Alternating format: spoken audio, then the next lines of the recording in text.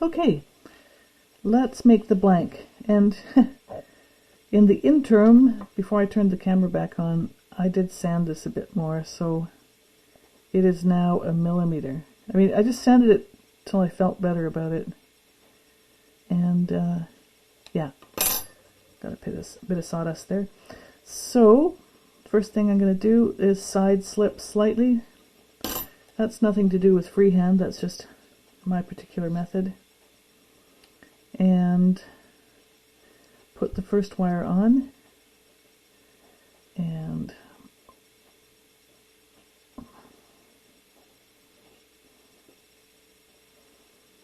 there we go.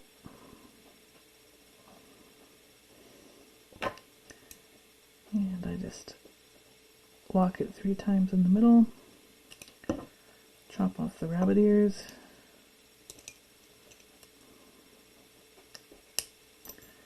make sure it's nicely centered. Good, looks good. Then I take my string, and in this method I wrap from the butt up to the first wire.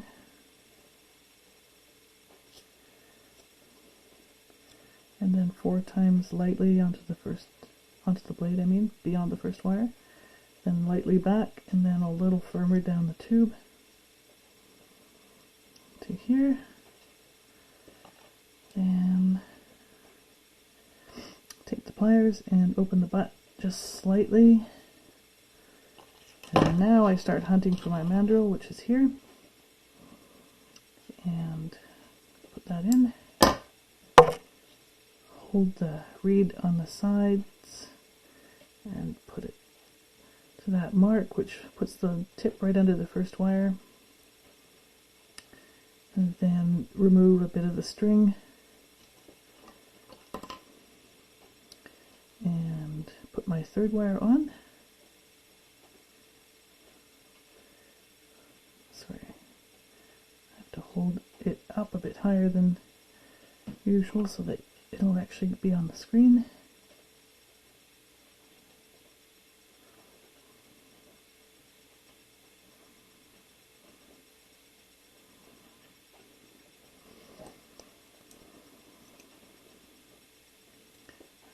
Twist 3 times to lock.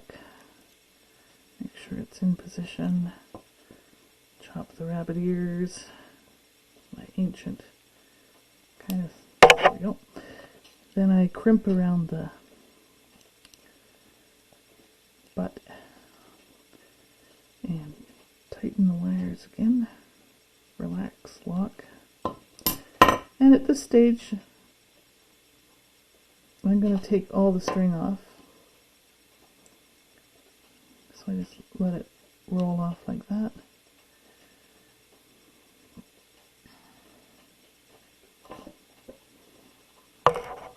And then we put the second wire on. Oops, I forgot to center that, but it should be okay. Make sure I can see the mark. I put the mark between the 2 wires, and then grab it in the middle. 1, 2, 3. Crimp it, chop it.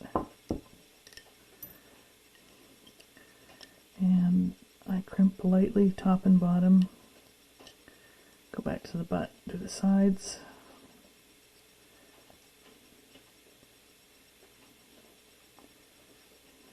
Not bad. Not bad at all. And at this point I will scrape the bark lightly. I put the year on the wire side. And by wire side, I mean the side where the first wire is knotted. And I put the number of the reed on this side, and I start at 1 every January. I haven't made that many this year. I have a notebook for the reeds, and I keep track of cane sources and any unusual circumstances, such as doing a video demo while making it. Actually, I'm going to write the number after I cut the tip, just because I don't want to handle the number too much. And I measure from between the first wire. Yeah, it looks like it's in the right spot. Seems like it's not quite in the right spot.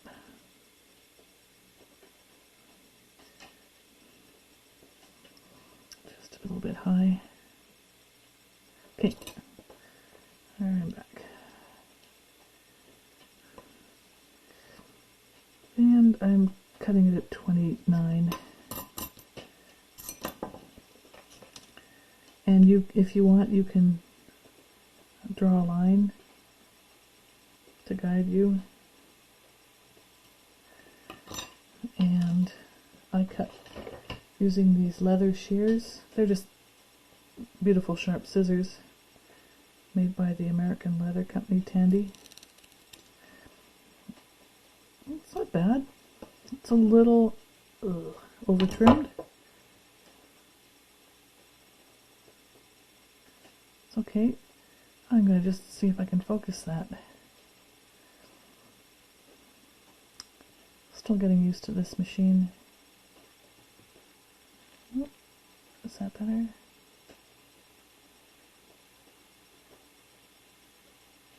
So it's decent. A little bit of extra cane there. I don't know if you can see it, but no, you can't. But there's a little tiny extra bit in the profile there. I'm just going to take that off now, rather than let it dry with that. And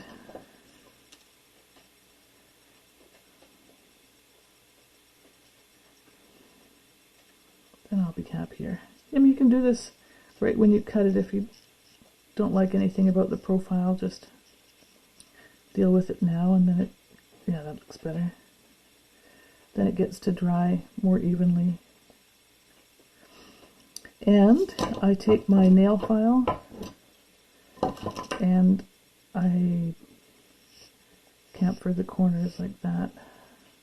Not like 1, 2, maybe 3 strokes, not more.